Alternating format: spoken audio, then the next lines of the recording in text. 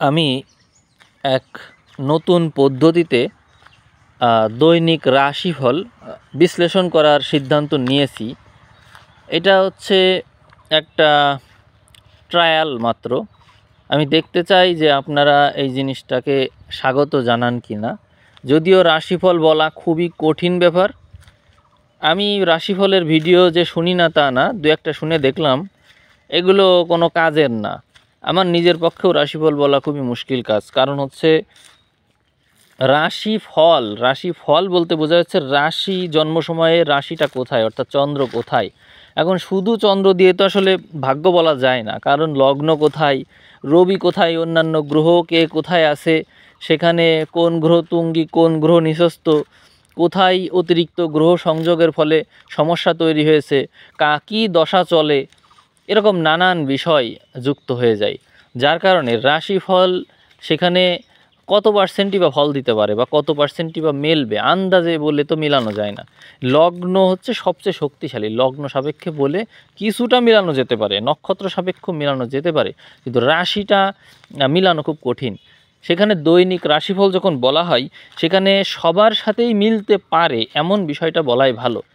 আপনারা একটা জিনিস বোঝেন যে আমি যখন বলছি যে এটা হতে পারে, হতে তো সব কিছুই পারে, এটা হতে পারে, ওটা হতে পারে, হওয়ার সম্ভাবনা আছে, এই ধরনের কথা বলা, এটা হচ্ছে ভিডিওকে বড় করা ছাড়া আর বিশেষ কিছুই না।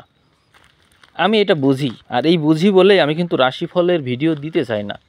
রাশিফল নিয়ে কথা বলা বন্ধই করে দিছি প্রায়। কিন্তু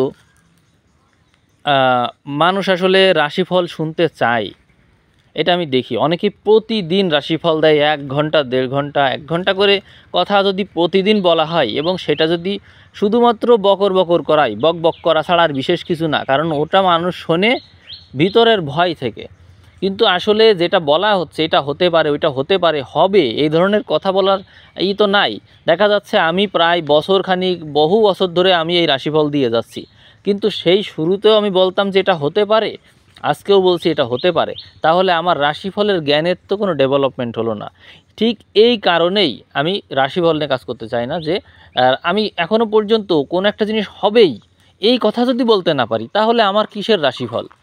আমি সেইটার উপর বেস করেই এমন একটা পদ্ধতি তৈরি করেছি, যে পদ্ধতির মাধ্যমে আমি গ্রহ নক্ষত্রের যে প্রবণতা, যে ট্রেন্ড, সেটাকে আমি আগে বিশ্লেষণ করেছি।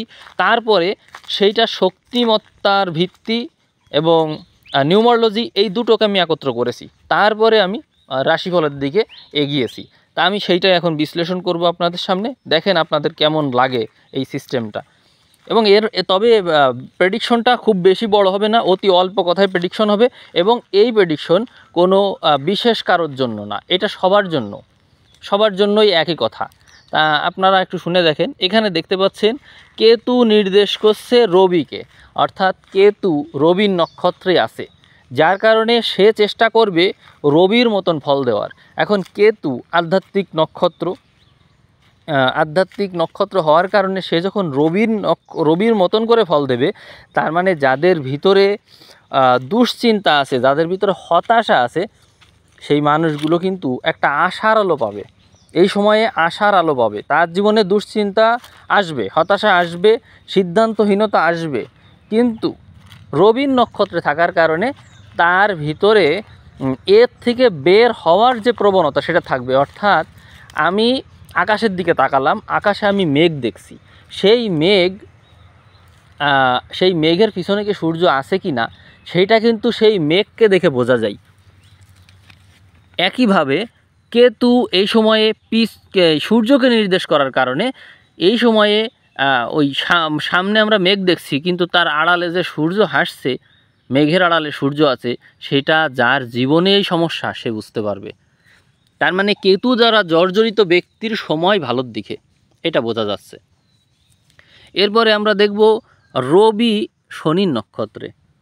এখন রবি হচ্ছে প্রকাশের কারক, সে যখন শনির নক্ষত্রে চলে যাচ্ছে, তার মানে তার প্রকাশ কিন্তু মানে অপ্রকাশিত হয়ে যাওয়ার বিষয় হয়ে গেছে। অর্থাৎ সূর্য নিজেকে অস্তমিত করে নিচ্ছে। তার মানে এই সময়ে যে সমস্ত জাতক জাতিকারা অনেক মানুষের সাথে পরিচিত, তারা চাইবে তাদেরকে কেউ না চিনুক, তারা আড়াল হয়ে যেতে চাইবে, তারা আড়াল হয়ে গেলেই যেন তাদের সুবিধা হয়, তারা তাদের সুনামের কারণেই ক্ষতিগ্রস্ত হবে, এই কারণে তারা চাইবে আমাকে কেউ না চিনুক। এবং তার বদান্যতার কারণে তার অনেক ব্যয় হয়ে যাবে, তার কারণে সে নিজেকে সংকুচিত করতে চাইবে। এরকম নানান কথা আছে যেটা এখান থেকে দেখা যাচ্ছে। আমরা দেখতে পাচ্ছি শুক্র আছে শনির নক্ষত্রে।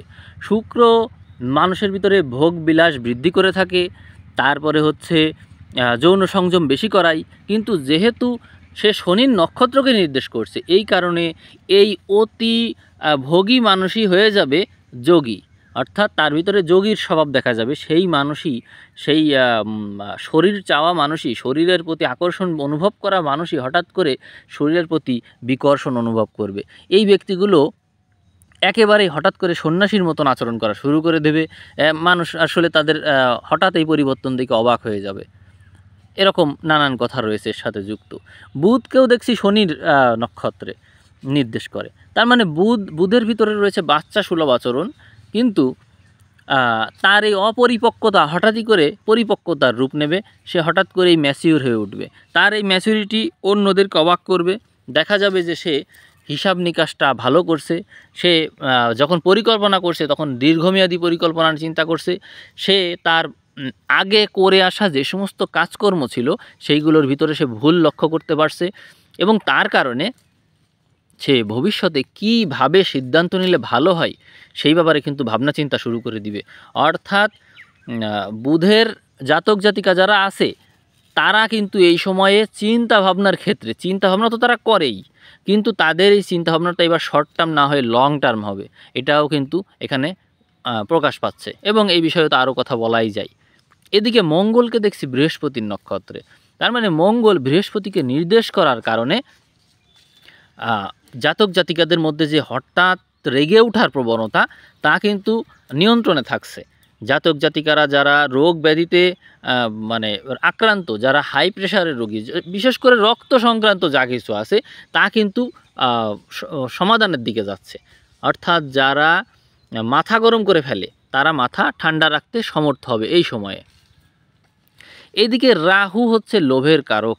মানুষের ভিতরে যে কোনো কিছু উচ্চাকাঙ্ক্ষা দিয়ে থাকে, সেই ক্ষেত্রে রাহু তার উচ্চাকাঙ্ক্ষাকেও নিয়ন্ত্রণ করবে। অর্থাৎ যে উচ্চাকাঙ্ক্ষা অন্যের জীবনকে ধ্বংস করে দেয়, যে উচ্চাকাঙ্ক্ষায় অন্যের ক্ষতি হয়, সমাজের ক্ষতি হয়, সেই জিনিসটা কিন্তু রাহু এবার চিন্তা করবে। অর্থাৎ যারা রাহু প্রধান, যাদের রাহু মানুষ মানে অনেক বেশি ছোটায়, তাদেরকে কিন্তু এই সময় রাহু এই শুভবুদ্ধির উদয় ঘটাবে তাদের মধ্যে। কারণ রাহু বৃহস্পতির নক্ষত্রে আছে, তার মানে বৃহস্পতিকে সে প্রাধান্য দিচ্ছে।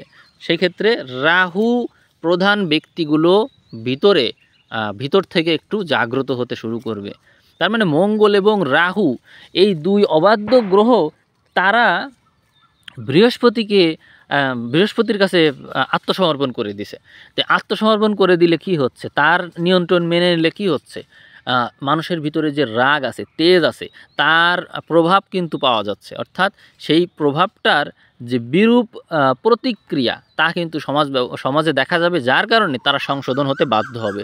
ধরে নেন আপনি একজনকে চড় মারলেন, সেও আপনাকে ফিরে একটা থাপ্পড় মারলো, এরকম আর কি বিষয়টা। তো রাহু মঙ্গল দ্বারা প্রভাবিত মানুষ এই সময়ে যদি কোনো কিছু করে থাকে, অবশ্যই তার প্রতিকার বা তার যে পাল্টা উত্তর সেটা অবশ্যই পাবে। তার মানে এই সময় যদি কোনো যুদ্ধ বিগ্রহ হয়ে থাকে তাহলে তা অবশ্যই সমাধানের দিকে যাবে। এই সময় যা কিছুই হোক তা অবশ্যই সমাধানের দিকে যাবে। আমরা দেখতে পাচ্ছি শনি বৃহস্পতির নক্ষত্রে, অর্থাৎ শনি নির্দেশ করছে বৃহস্পতিকে। আমরা কিন্তু সাইডের যে কম গুরুত্বপূর্ণ গ্রহ তারা কিন্তু তাদেরটা আমরা আলোচনা শেষ করলাম। এখন আমরা সেন্টারে ঢুকলাম।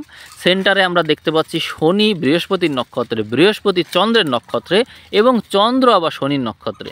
তার মানে এখানে একটা ত্রিভুজ তৈরি করে ফেলেছে। এই ত্রিভুজ কিন্তু এখন আমাদের আলোচনার মূল কেন্দ্র হয়ে দাঁড়িয়েছে। আমরা এখানে কাকে বেশি গুরুত্ব দেব, বৃহস্পতি, শনি নাকি চন্দ্রকে, বিশ্লেষণ করা যাক।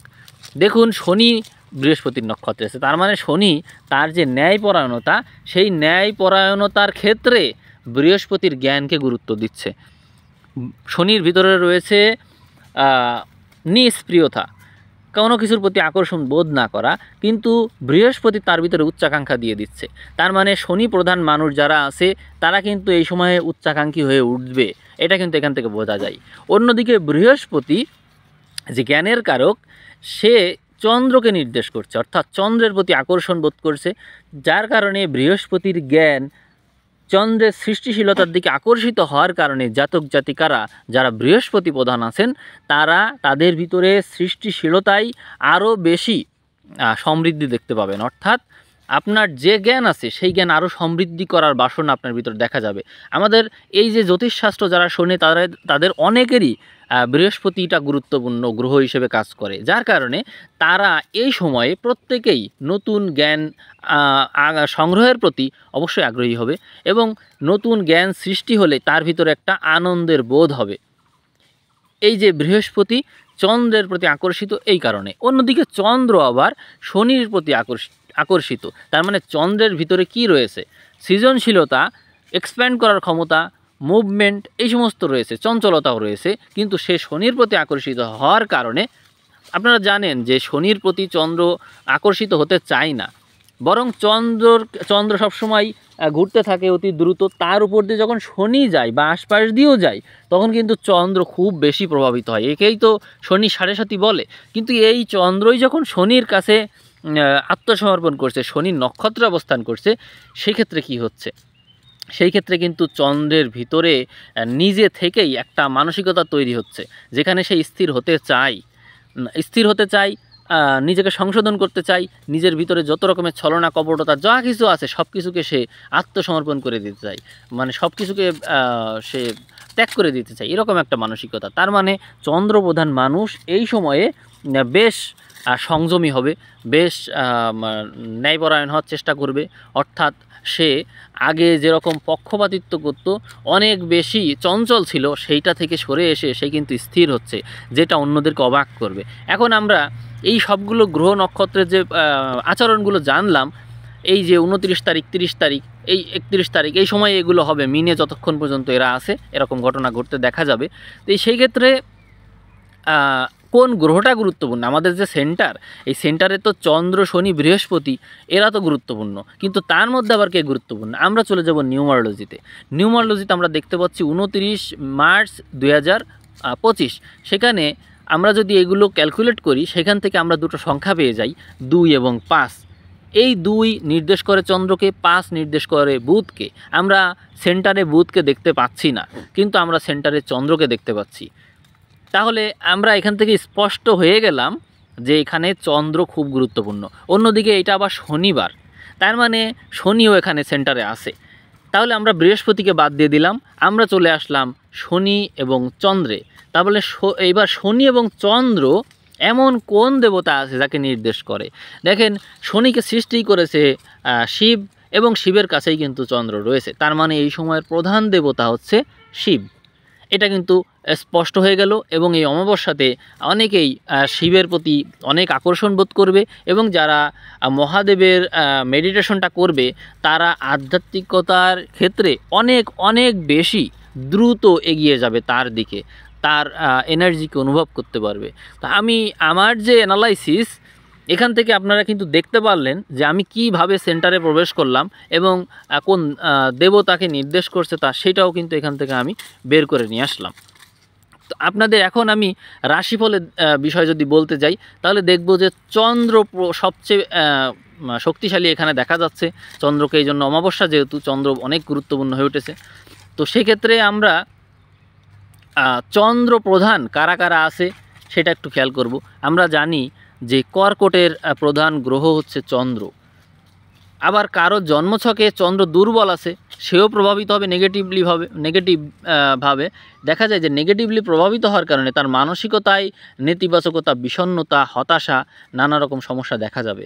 আবার চন্দ্র দ্বারা যারা ইতিবাচকভাবে প্রভাবিত তারা এই সময়ে নানা রকম জ্ঞান অর্জন করবে, রিয়েলাইজেশন হবে, দেখা যাবে যে খারাপ হতে গিয়েও তার সাথে যেন ভালো হয়ে গেল, এবং এই ব্যক্তিগুলোই স্পিরিচুয়ালভাবে অনেক ডেভেলপ করে ফেলবে। অন্যদিকে যাদের যে ঘরেই চন্দ্র থাকুক, চন্দ্র যদি ভালো অবস্থায় থাকে ভালো প্রভাব পাবে, চন্দ্র খারাপ অবস্থায় থাকলে খারাপ প্রভাব পাবে। কারণ আপনার জন্মছকে কি গ্রহটা কীভাবে আছে আমি তো জানি না, কিন্তু আমি বলছি যে চন্দ্র ভালো থাকলে ভালো পাবেন, খারাপ থাকলে খারাপ পাবেন।